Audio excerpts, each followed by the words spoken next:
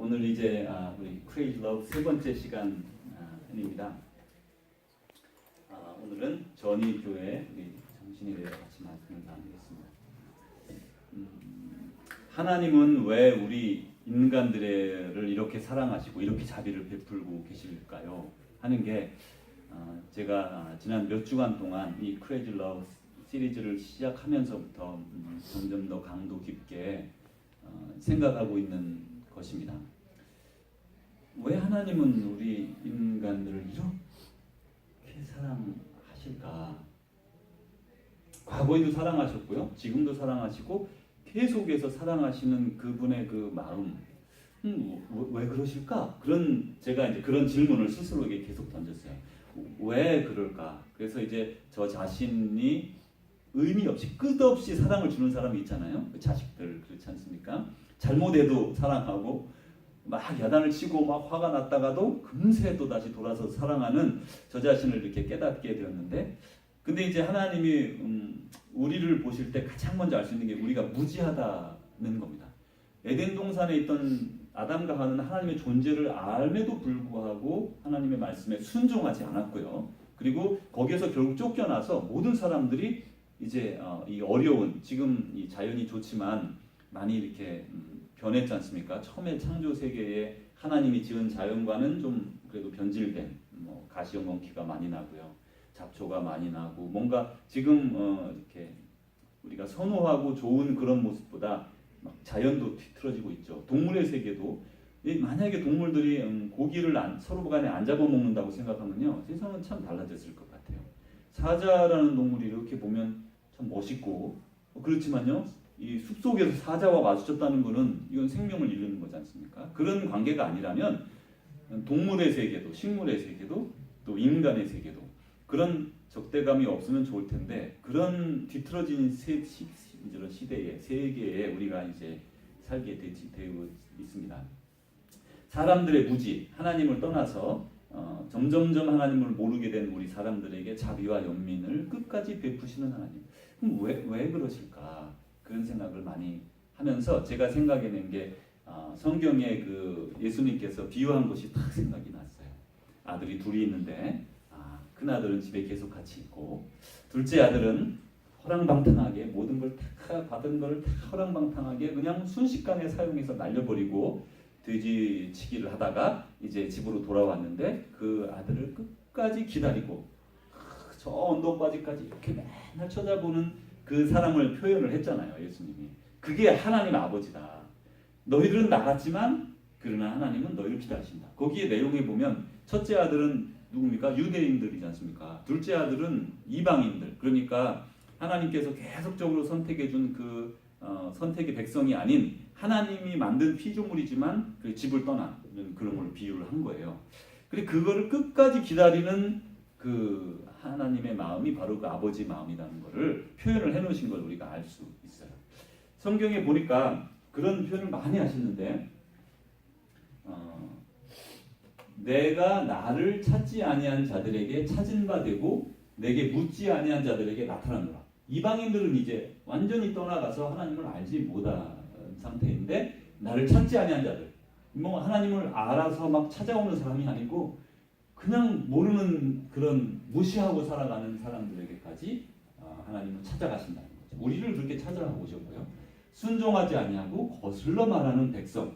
이게 이제 이스라엘 백성인데 둘 다 좀 문제가 있죠. 여기는 모릅니다. 여기는 아는데 순종을 안 하고 거슬러 말하니까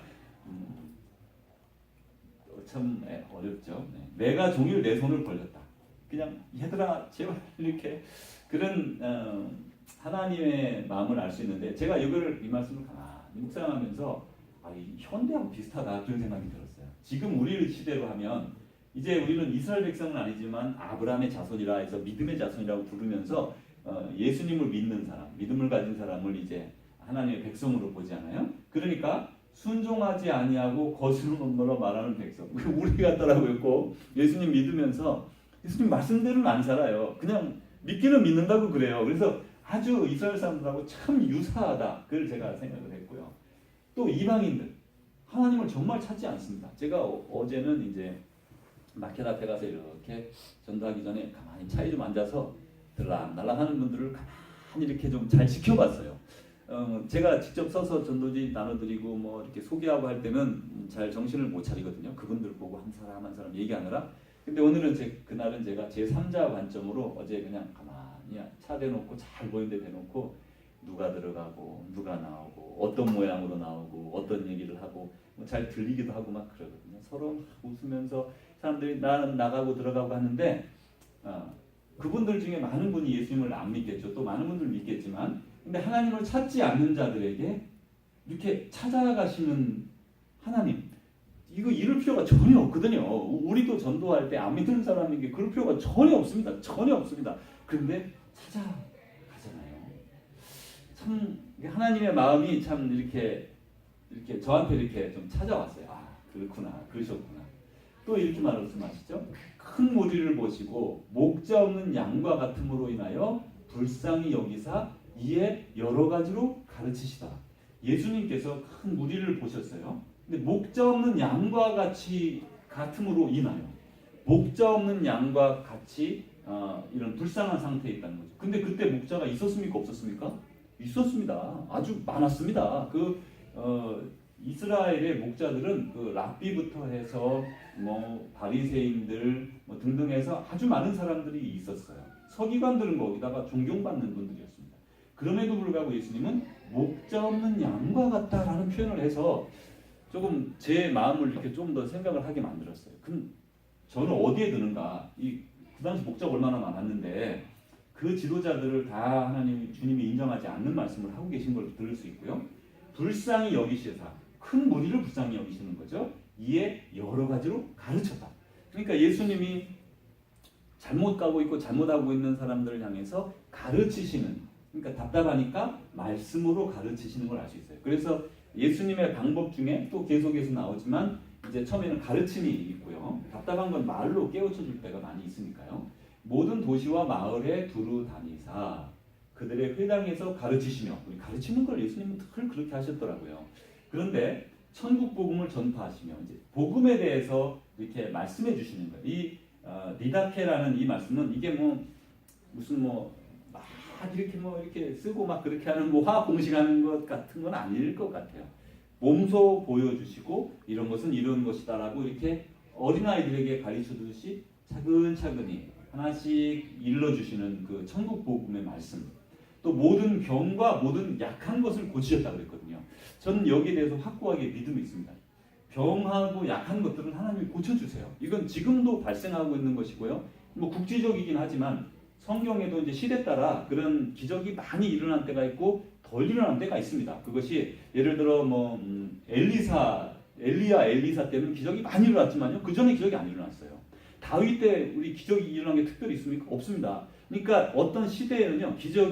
이 성경에는 늘 기적이 이렇게 쫙 나타나다가 잠깐 또 쓱 없어졌다가 이렇게 왔다 갔다 하는 게 있는데 특별히 이제 성령이 오시면서 기적이 많이 이제 세계적으로 일어나게 되죠.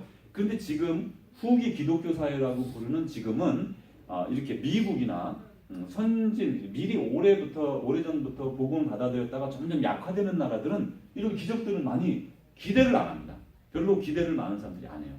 점점점 안 하게 되고 그냥 병원을 찾게 되고 그런 기술도 하나님이 주셨다고 저는 확고히 믿습니다. 그런데 이런 부분에 이렇게 약화돼가는 걸 분명히 볼 수가 있어요. 그러면 기적이 덜 일어나죠. 그 한 분이 혹시 김상조 선교사님이라고 들어보셨는지 모르겠어요. 그 브라질에 계신 분인데 이분이 수학 선생님이었어요. 1 더하기 1은 2 맨날 이런 거 가르치고 수학 가르치다가 고등학교에서 가르치다가 신학을 하고 선교사가 됐습니다. 그 브라질에 가 있는데 이분이 바우사스라는 곳에 있는데 거기는 얼마나 촌이냐면요.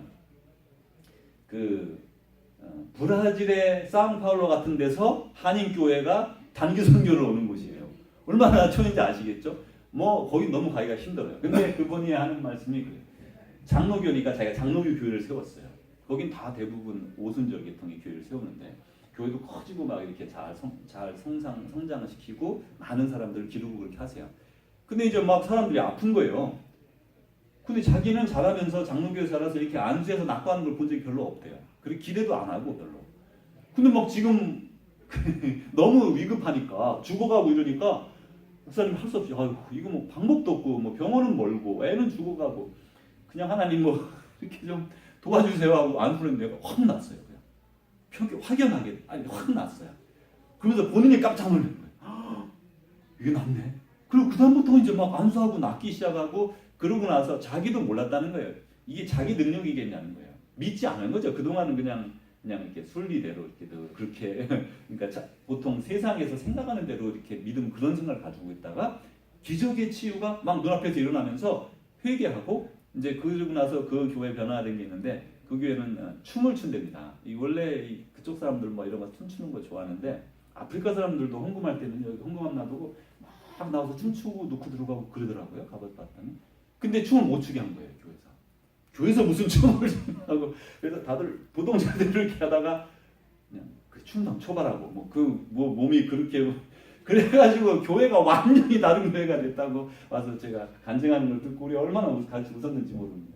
근데 이렇게 지금도 이건 다 있는 것입니다. 믿는 자에게만 일어나는 뿐이죠. 그리고 이제 불쌍히 여기시고 목자는 양같이 고생하며 기진합니다. 이제 목자가 없으면 양들이 막 탈의해져서 기진하게 되고 그러면서 추수할 일꾼을 보내주소서 하라 이렇게 했어요. 여러분 여기 추수할 일꾼은 누굴까요? 12제자 뭐 우선 넣을 수 있을 것 같아요. 70명의 제자 그리고 뭐 사제들 뭐 개신교 오기 이전까지 뭐 신부들 그러다가 목사들 이렇게 되는 것 같으세요?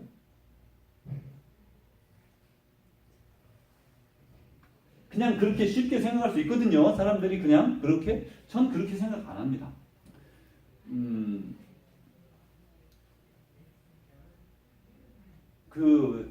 제가 학교 다니면서 한번 이렇게 감동적으로 들었던 이야기가 있는데요. 한국이 옛날에 많이 어려울 때 어떤 선생님이 그런 말씀을 했어요. 그 공군 조종사가 막 이렇게 훈련을 하다가 비행기가 상당히 위험에 처해서 위기를 막 무릅쓰고 착륙을 시킬 방법가 하나 있고 죽을 수가 있는 거죠. 폭파하면서 죽을 수 있고 두 번째 방법은 이건 거의 지금 힘든 상황이니까 조종사를 탈출시킨다. 그 조종사를 살린다. 어떤 게 맞겠냐? 저희한테 그렇게 물어봤어요. 근데 그 비행기가 옛날이니까요. 벌써 한 20년 전이니까 엄청 비싼 금액이거든요. 비행기 한 대가 원래 비싸지 않습니까? 그러니까 아이들 생각에 비행기 비싼데 그거 하나 하려면 달러가 많이 드는데 그렇게 해야 되겠지? 이런 생각들을 많이 가지고 있었어요. 근데 그 선생님 말씀이 절대 그렇지 않다. 군에서는 비행기는 뭐 수십억 주고 수백억 주면 사오지만 요 사람 하나를 기르려면 그 많은 과정, 어린아이가 자라서 공사에 와가지고 아니면 공군 그런 비행사가 돼가지고 훈련받고 그것도 뭐 시간을 여러 번 훈련을 해가지고 거기에 이르는데 그 돈이 비행기 값보다 훨씬 많이 된대요. 그리고 더 중요한 건 돈은 돈 가지고 사오면 되지만 이 사람은 하나 기르는데 몇십 년이 걸리는 거예요. 그래서 공군에서는 위기에 처음은 비행기 당장 버리고 탈출하라 된답니다. 그게 룰이랍니다. 근데 우리도 저나 여러분이나 한 사람 한 사람을 만드는 게 하나님이 참 소중한 것 같아요. 어떻게 생각하면 우리가 살다 보니 오늘 여기에 왔지라고 생각할 수 있지만 우리가 지난 삶의 과정에 보면 죽을 뻔한 적 있잖아요. 뭐 대단히 위험하게 죽을 뻔한 적도 있지만 뭐 이렇게 크게 작게 교통사고도 만나고요. 또 친구가 죽는 걸 보기도 하고요. 뭐 이렇게 식구들이 위험에 처한 걸 보기도 합니다. 그런 많은 과정, 교육의 과정, 훈련의 과정, 상처와 아픔의 과정 이런 모든 걸 다해서 오늘의 우리를 만들었는데 우리 같은 사람 하나 만드는데 50년, 60년 걸리는 것뿐만 아니라 이렇게 동일하게 만들 수가 없다는 거예요. 그 한 사람이 얼마나 소중한지 모른다는 거예요. 저는 그 아펜젤로 목사님이 그 목포로 이렇게 배를 타고 이렇게 가시다가 배가 이렇게 좀 문제가 생겨가지고요, 막 흔들리면서 아이가 떨어졌어요. 같이 데리고 가는 아이가 떨어졌어요. 아무도 그를 도와주지 않았습니다. 도와줄 상황이 아니었습니다. 위험해서. 그럴 때 아펜젤로 선교사님이 자기가 데려갔고 뭐 책임감 때문에 그러셨겠어요. 뭐 그럴지 모르지만 자기가 뛰어내려 그 아이 건져주고 아펜젤로 목사님 한국에서 그렇게 돌아가셨어요. 초기 아닙니까? 아펜젤로 선교사님은 의사 알렌 다음에 두 번째로 언더우드하고 아펜젤로가 오셨으니까 초기 선교사신데 그렇게 십몇 년 사역하고 돌아가신 거예요. 가치로 보면 어쩌면 이분이 더 있을 수도 있을 건 모르죠. 어쨌든 간에 그런데 이런 자기 생명보다 그 어린 한 아이의 생명을 중요하게 여기고 이렇게 세웠어요. 추수할 일꾼이라는 건 저는 우리 모두가 추수할 일꾼이라고 생각해요. 상대방에게 대해서 사람들이 목사가 이렇게 가서 제가 그걸 많이 느끼는데 목사로서 이렇게 얘기를 하면요. 이렇게 앞에 그 막을 하나 딱 치고 얘기를 합니다. 같은 성도라 해도 그냥 겉으로는 예, 목사님 그러세요? 예, 집사님 그러세요? 이렇게 얘기하다가도 속으로는 그냥 이렇게 좀 안 믿는 사람은 더 그래요. 모르는 사람은 더 그래요. 근데 이제 예를 들어 비즈니스 관계로 만났다. 아니면 뭐 친구로 그냥 이렇게 골프 치며 만났다. 그러면 그런 흉어물이 없어진다고. 술도 한잔하고 말이야. 이렇게 얘기도 하면서 친구가 된다. 그래서요. 여러분은 잘 못 느끼시겠지만 목사보다 보통 아는 사람, 친구가 얘기할 때 훨씬 더 진솔하게 들려요. 이거 얼마나 아이러니입니까? 목사가 어떻게 말해도 이렇게 됐어요. 목사가 뭐 거짓말을 해서가 아니라 그분들이 그렇게 부담이 되는 거예요. 그러니까 안 받아들여진다는 거죠. 이 추수라는 거는 물론 이제 이런 그 보냄받은 사람들인데 이 보냄받은 사람은 어떤 평신도와 뭐 이렇게 목회자를 구분하는 게 아니에요. 우리 한 사람을 만들어서 추수할 일꾼으로 여기저기 보내셔서 우리가 가는 곳마다 영혼을 이렇게 주님께로 인도하도록 돕는 그게 바로 추수하는 사람들이죠. 우리가 그 사람들이라 그 말씀을 드리는 거죠. 하나님의 말씀입니다. 땅에 있는 성도들은 존귀한 자들이니 나의 모든 즐거움이 그들에게 있도다. 이건 어쩔 수 없는 거예요. 하나님이 이러시다 보니까 아무리 말을 안 듣고 아무리 돌아서고 아무리 힘들게 하고 아무리 마음을 아프게 해도 또 가서 그 길을 도울 수밖에 없는 거예요. 하나님의 모든 즐거움이 이 성도들에게 있으니 어떡하겠어요? 이거 사람들에게 있으니 그 즐거움이 거기 있는데요.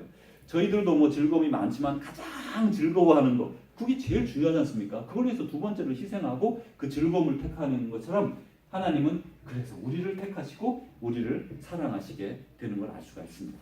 이제 우리 이제 성경에 보면 겨자씨 한 알의 비유가 나옵니다. 이 겨자씨는 예수님이 아주 비유로 하나님의 나라는 이와 같다 이러면서 겨자씨 말씀을 하셨어요. 겨자씨 우리 다 보셨죠? 그죠? 아주 찌끈한 그 겨자씨. 근데 이 겨자씨는 땅에 떨어져서 죽을 위험이 많습니다. 모든 씨앗은 다 그렇죠. 그 새들이 아침마다 이렇게 일어나서 찾는 게 뭐겠어요? 벌레하고 씨앗 찾는 거거든요.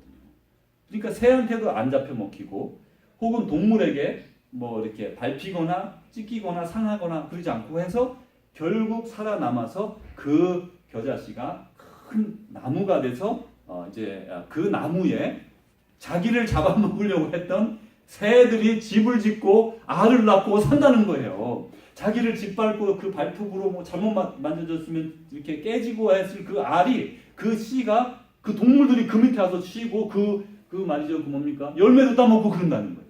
그게 하나님의 나라라는 거예요. 그렇게 약하다는 거죠. 처음에 시작해서 뿌려졌을 때는 아주 약하고 그거 사람들에 의해서 깨어질 수 있는데 그것이 잘 자라나면 그 자기를 해치려고 했던 그 사람들을 포용하고 수용하고 함께하는 거 그게 하나님의 나라라는 거죠. 그러니까 결국 예수님은 원수를 사랑하라고 하는데 조그마한 씨일 때 막 박해하고 먹으려고 하고 이거 원수지 않습니까? 근데 그 원수를 왜 미워하지 말라고 그러냐면요. 이게 잘 견뎌서 나무가 되고 커지면 자기를 원수로 삼던 사람들이 자기한테 와서 다 도움을 받고 은혜를 입는 그 밑에 거처를 찾는 그런 존재가 된다는 거예요. 그게 하나님의 나라의 속성이라고 말하죠. 그래서 여기 내용에서 보면 우리가 생각할 수 있는 게 포용과 용서와 나눔이 있어요. 옛날에 생각하면 내가 조금 했을 때 말이야. 나를 먹으려고 그러고 나를 죽이려고 하고 나를 찢으려고 하고 해치려고 하고 내가 너희를 절대 용서할 수 없다. 그러면요. 동물들 오지도 않고 못 오게 할 수 있을 거예요. 막 가시를 낸다든지 말이죠. 그런데 이들은 그러지 않고 그들을 수용하고 받아들이고 그리고 용서하고 그리고 또 나눕니다. 자기의 열매를 다 해서 걔네들에게 나눠 주죠. 세상에 나무가 자기 먹겠다고 열매 맺는 나무는 세상에 하나도 없을 거예요. 그 태생 자체가 남에게 주려고 만드는 게 그 나무 열매지 않습니까? 이렇게 이런 정신이 바로 예수님 말씀하신 겨자씨 한 알의 그 정신이 바로 예수 그리스도의 정신인 거죠. 그들이 나를 짓밟고 괴롭히고 해도 나는 끝까지 그 어려움 속에서 인내해서 성숙해서 그들을 다 포용하는 그리고 용서하고 그리고 안아주고 나눠주는 그런 정신이 예수 그리스도의 정신이고, 그것은 곧 하나님의 정신인 거죠. 예수님도 모욕받고 막 그 많은 모욕을 받고 위협을 받고 결국은 생명도 잃지만요, 그렇게 다 되시지만 그는 그 십자가로 끝까지, 우리 인간의 방법으로는 죽음이 끝이지만 하나님은 부활을 생각하시니까 그 극한의 상황까지 가서도 포기하지 않고 우리를 사랑하시는, 그것이 바로 하나님의 정신, 예수님의 정신, 그리고 기독교의 정신입니다. 근데 이제 우리 기독교 정신은 이렇게 자비와 섬김과 나눔, 사랑에서 싹트고 출발했고 자랐습니다. 이제 중세 시대에 그 흑사병이 많이 돌았을 때요, 많은 사람들이 가족을 돌보지 못하고 떠날 때 슬퍼했다고 그럽니다. 어느 동네에 흑사병이 딱 들어오면요, 순식간에 열병이 나면서 수종이 막 부으면서 막 그냥 하루 이틀 3일 만에 죽어 나가는데 시간이 너무 없는 거예요. 그래서 누가 탁 걸려서 탁탁탁 번지면 사람들이 알아요. 아, 이거 이제 떠날 때가 됐구나. 그러면 이제 동네 사람들이 다 떠납니다. 아픈 사람들 다 놔두고. 근데 그때 끝까지 거기 남아서 지켜준 사람들이 그리스도인들이에요. 물론 중세 시대니까 뭐 캐톨릭 사람들 뭐 다 우리 식구죠. 네, 어떤 면에서 그렇게. 근데 그 사람들은 끝까지 남아서 거기에서 그들을 돌봤대요. 그리고 그 중에 죽는 사람도 있었지만 사는 사람이 아주 많답니다. 근데 이렇게 그 기독교의 정신은 그럴 때 꽃피고 열매 맺고 사람들이 돌아와 보니까 자기 식구가 사는 사람도 왜 있지 않겠어요? 그죠? 다 죽는 건 아니거든요. 흑사병이 그 어떤 사람은 체질에 이겨내기도 하고 막 그러잖아요. 그래서 돌아와서 사람들이 놀란 거예요.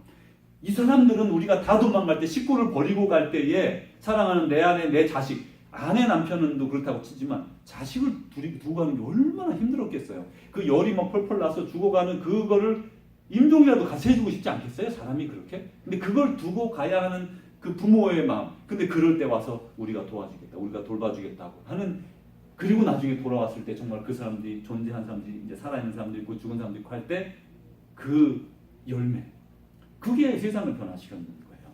근데 지금 우리 초대교회 때는 그래서 이제 물건도 나누고, 지금 우리 자본주의 시대에서는 잘 이렇게 이해가 잘 안 되는 거죠. 그래서 제가 이 문제도 조금 더 깊이 생각해 보면서 세상의 사상이 자본주의와 공산주의로 나눈 것이 해봐야 몇백 년 안 된다는 걸 제가 생각하게 됐습니다.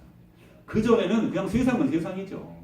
그러다가 어느 순간부터 이제 자본론, 국부론, 뭐 이렇게 좀 생각을 사람들이 이렇게 이론을 만들어서 자본주의라는 것이 탄생을 하게 되고, 원래 있었지만요. 그런데 그것이 얼마나 기독교를 흔들었는지 기독교의 정신이 거기에 물들어 버려서 우리가 그 속에서 자라났고, 우리는 우리도 모르게 자본주의 사상의 자녀들이 되어버린 거예요. 기독교 이전에 자본주의 사상의 한 식구가 되어버렸고, 거기서 그제서야 예수님을 발견했으니까 당황스러운 거예요. 예수님은 그런 얘기를 하지 않는데, 예수님은 나눠주고 베풀고 그렇게 살으라고 하는데 우리는 여기에서 이때까지 살았거든요. 이 하나님, 예수님과 하나님의 부름을 받았어요. 어떻게 될지 모르는 거예요. 그게 지금 우리 그리스도인이라고 생각합니다. 저의 생각은. 이제 기독교의 정신에 꽃이 안 펴지는 그 이유 중에 하나가 이제 지금부터 몇 가지 나누려고요. 우선 그 전에 예수 그리스도의 정신은 자비, 섬김, 나눔, 사랑, 이것이 품어주고 그 겨자씨와 같이 예수님처럼 그 정신을 물려받는 거죠. 기독교의 정신이 그것이에요. 물려받는 거예요. 우리 교회도 그런 정신을 가지려고 그래요. 그런 정신이 우리 교회의 정신으로 이렇게 세우는 겁니다. 그런데 이제 교회가 타락했던 때, 개인이 타락했던 때를 우리가 많이 압니다. 역사 속에서. 먼저 이 사람이 중심을 다른 것에 두면 그걸 중심으로 생각하다 보니까 하나님의 정신, 예수 그리스도의 정신을 따르기가 어려워집니다. 그건 어쩔 수가 없어요. 그렇게 다른 것을 마음속에 중심으로 두었을 때, 예수 그리스도의 가르침, 그의 삶이 아니라 다른 것을 마음에 들었을 때, 특별히 이제 쉽게 생각하는 한두 가지가 뭐냐면 세상적 관점에서의 성공이라는 거예요. 성공. 두 번째는 세상적인 부. 이제 성공과 부. 이 성공은 그리스도적인 성공은 아주 좋은 거죠. 우리 성공해야 되잖아요. 다 인생에서. 그런데 세상적 관점에서의 성공. 그런 성공과 그리고 부. 이 부를 추구하는 그런 사회에 그거를 중심으로 삼다 보면요, 개인과 교회가 타락합니다. 왜냐하면 물질의 노예가 되니까 가장 중요한 게 물질이 되고요. 내가 지금 뭘 하고 있든지 관계없이 물질에 아주 큰 삶의 중심을 두는 거죠. 예수님 거꾸로 말했어요. 다 버리라고 말씀하시고 나눠주라 그러고 베풀라 그러고 너는 나를 따르라. 우리가 지금 도저히 따를 수 없는 말씀을 하셨는데 왜 도저히 따를 수 없냐면 그 당시 예수님은 이런 자본주의 사상에 대부분 그 당시도 그런 비슷한 류의 생각을 가졌겠지만 우리는 지금 자본주의에서 완전히 자란 우리에게 예수님을 따르는 게 정말 어려운 거예요. 그래서 우리가 그의 살아계심을 확실히 체험할 때에 돌아갈 수 있는 거라고 저는 생각합니다. 그래서 우리는 주님을 만나고 사는 거죠. 개인 교회가 타락하면 이렇게 타락하게 돼서 지금 저희 그냥 목회자나 성도나 관계없이 목회자만 돈에 막 열심히 내느냐 그렇잖아요. 목회자 그런 사람도 많이 있죠. 안 그런 사람도 많습니다. 그런 사람들도 있습니다. 아니 개인들도 마찬가지예요. 성도라 해도 이상하게 이렇게 방향이 삶의 중심이 거기에 모아져 있는 걸 우리는 솔직하게 알 수 있어요. 물질의 노예가 된 거죠. 마음에 예수 그리스도보다 물질이 있고 그것을 위해서 예수 그리스도가 있는 사람도 얼마나 많은지 모르고 우린 그렇지 않지만 우리도 늘 여기에 조심해야 되고 늘 주님을 따르려고 애를 써야겠죠. 그것들을 얻으려고 이제 불법을 행하는 거예요. 왜냐하면 그게 중심이니까 불법을 행하죠. 여기는 로마 시대에도 마찬가지고 십자군 전쟁, 또 중세 카톨릭교의 타락, 또 19세기 러시아 정교의 타락, 교육자들의 특권화 이런 것들은 다 이렇게 불법이 막 이렇게 횡행되는 거죠. 그리고 부와 안락을 추구하게 되는 거죠. 이 부와 안락을 추구하게 되면 목회자나 성도나 구분이 없어요. 이거는 목회자 성도라는 삶의 구분이 없습니다. 사실 다 똑같은 삶을 하는데 그 롤이 역할이 다른 것이고 또 가르침의 그런 사역을 받은 것뿐이죠. 부와 안락을 추구하면 예수 그리스도가 멀어지는 거죠. 이런 길을 우리는 추구하고 살 수 있게 돼 그런 삶을 살 수밖에 없게 되는 거예요. 부를 축복의 척도로 오해하게 되는 거예요. 이게 예수님 시대 그랬습니다. 바리새인과 서기관들은 믿음 있는 사람은 잘 산다고 생각을 했어요. 그게 축복의 척도였어요. 지금도 그런 게 얼마나 많아요. 왠지 모르게 믿으면서 잘 사는 사람은 참 믿음에 성공한 것 같잖아요. 그냥 괜히 그냥. 약간 잘못된 생각들이죠. 그러면 이게 아니면 솔직하게 어떤 사람이 성공한 사람이냐 그런 개념을 한번 가져가야 돼요. 진짜 어떤 사람이 성공한 사람이지? 여러분 마음에 분명히 더 좋은 샘플이 있으라고 생각합니다. 우리가 그걸 찾아가는 거 아니겠습니까? 그리고 또 윤리적 종교로 변질이 돼요. 그래서 이제 이런 것들을 추구한다는 거는요. 마음의 중심에 예수 그리스도보다도 더 위에 다른 게 있는 건데 그런 사람들은 윤리적으로 깨끗하게 살면 나는 천국 갈 것이다. 그래서 약간은 예수님 시대의 바리새적 신앙으로 들어가게 되는 거예요. 그렇게 되면 여기서 잊어버리는 게 뭐냐면 하나님과의 관계, 살아계신 예수 그리스도와의 살아있는 관계를 체험하기가 어려워지는 거예요. 그게 지금 시대입니다. 그래서 이제 많은 사람들이 이런 살아있는 영적 하나님과의 교제에 대해서 말하면 위험성을 먼저 언급하는 사람도 있어요.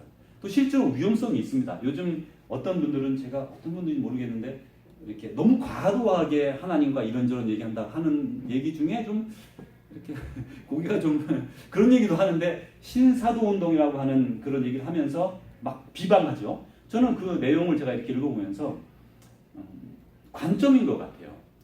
실제로 하나님이 너 오늘 절대로 사과 먹지 마라 그럴 수도 있어요. 백설공주가 만약에 예수님을 믿었다면 예수님이 그랬을 그 백설공주한테 너 절대 오늘 아침에 노파가 준 사과를 먹지 마라. 저는 그랬을 거라고 생각해요. 그러나 아침에 너는 뭐 먹고 점심에 뭐 해라. 하나님 그러시는 것은 아니니까요. 성령님이 그러실 것 같지는 않아요.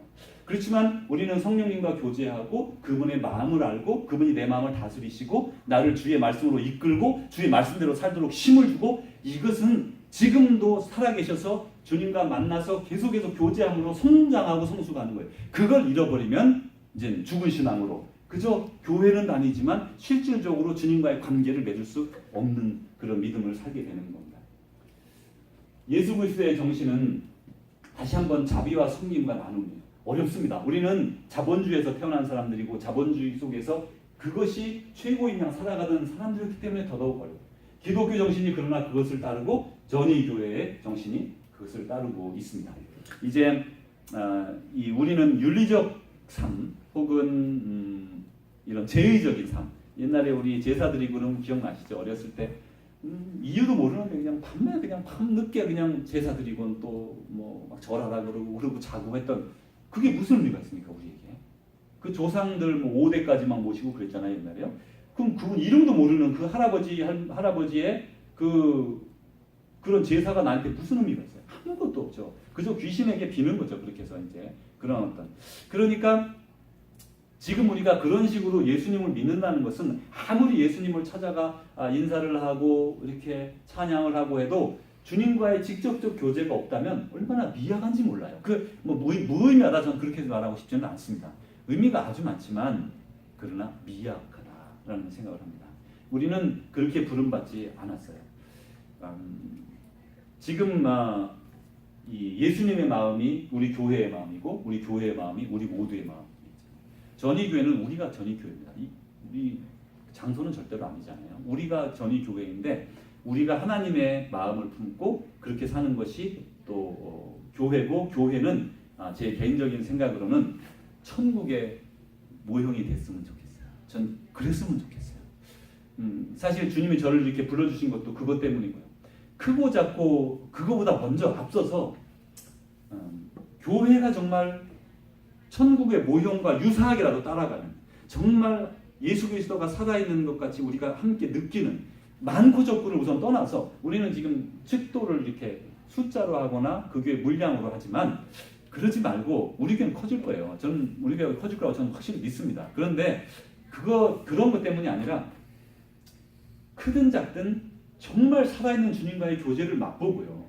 어느 누구도 절대 누락되지 않고 서로 간에 어려운 사람 끌어주고 나이 든 사람 도와주고 그리고 힘 있는 사람 약한 자 돕고 초대교회처럼 그렇게 하나가 돼서 믿음의 성령으로 찬양하며 기도하며 교제하며 하나 되며 살아갈 수 있는 그 교회.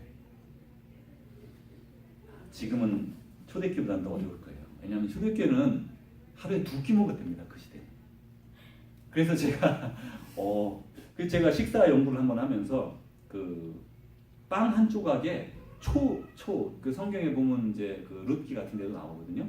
초라는 게 그냥 싱거, 그냥은 못 먹으니까요. 빵이 막 얼마나 딱딱하고 그렇게 해서 옛날 빵.